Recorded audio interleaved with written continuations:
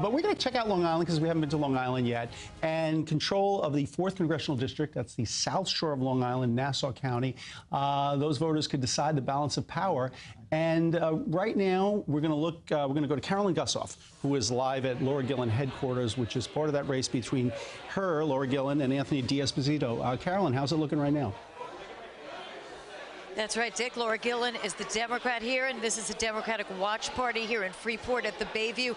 And I would say it's sort of tense. The Gillen campaign is saying that they are still cautiously optimistic, but this race is still just too close to call. The numbers are just not coming in as quickly as everybody would like. All 4 seats on Long Island, all 4 congressional seats are considered competitive. This is one of 2 that were listed as complete toss-ups. Early numbers are showing that the turnout was very high. This campaign says there was strong performance in Democratic areas. Even though Democrats significantly outnumber Republicans in this district, there is a high number of blanks. That's unaffiliated voters. So this was certainly not considered a sure thing. It's an open seat. It was vacated by Kathleen Rice. It's been a blue seat for some 25 years. Laura Gillen is an attorney, mother of 4, a Democrat who came in to Hempstead Town Hall, the largest township in America, with ethics reforms and instituted contract bidding, and yet she found herself having to defend against a wave of discontent over bail reform and crime, even though she was always against bail reform, and it was enacted at the state level, not by Congress. But she's for sensible gun laws, reproductive rights, and hopes those are the issues that would get her base out to vote. But those numbers, while slightly in her favor so far, just too close to call.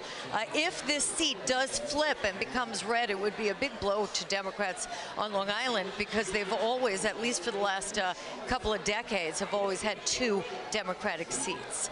That's it from Freeport for the moment. I'm Carolyn Gusoff. Back now to you, Dick. All right, Carolyn, we're not letting you go that simply, because I have a question for you. You and Jennifer McLogan, you two cover Long Island better than anyone on the planet. So I have to ask you, because there is this sense about Nassau and Suffolk more red than Nassau, but the changes we've seen the last election cycle, we had the red tide there, and it really makes you wonder if you're sensing a difference in the way voters are approaching things. Are they approaching things more on a national level, seeing things of much more red and blue than on local issues, or is it just sort of the way it always has been? You tell me. It's an interesting question, because people normally do vote their own neighborhood issues, but the neighborhood issues now are national issues. I mean, crime is a national issue, inflation is a national issue, abortion is a national issue, and Long Island is not as red as some people might think. It's very evenly divided, and in many of these races there is a large chunk of unaffiliated voters. In this particular race, it's a quarter of the electorate. So it's not, I want to say it's not as black and white. It's not as blue and red as some may think, and a lot of these races are toss-ups. All 4 congressional races on Long Island are considered competitive this year, and that means they could have a say in the balance of power in the House of Representatives. All right, Carolyn Gusoff, great analysis. Thank you so much, and stand by. No doubt we'll be getting back to you at some point. And now we're going to go to the second half of Long Island's best tag team. That would be Jennifer McLogan. She's at D'Esposito headquarters, the Republican in this race. Jennifer, you heard what I was saying to Carolyn, perhaps, which is you guys know this town, you know Nassau, Suffolk, these counties, and are you getting that sense that perhaps there is a shift to a much more red and blue type race, or the local issues, do they still matter?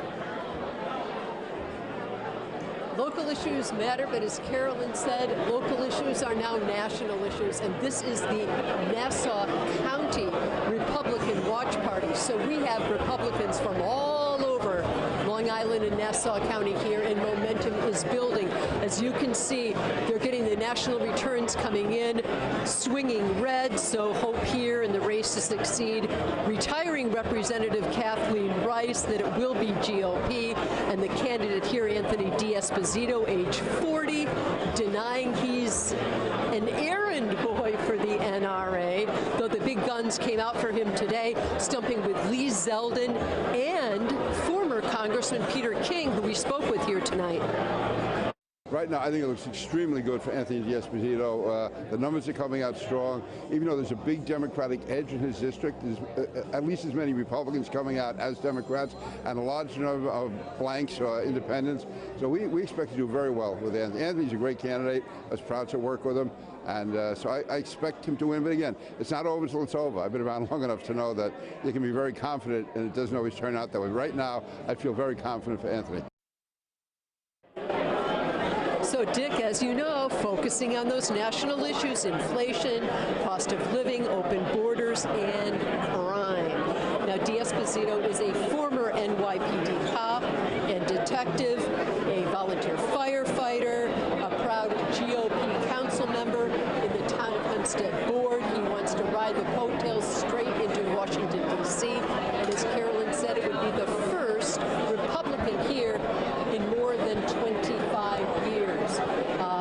Observers are saying they're just not seeing the passion among a lot of young voters. The age 18 to 34 just weren't coming out as they have been in years past, which has been voting well for Republicans on Long Island.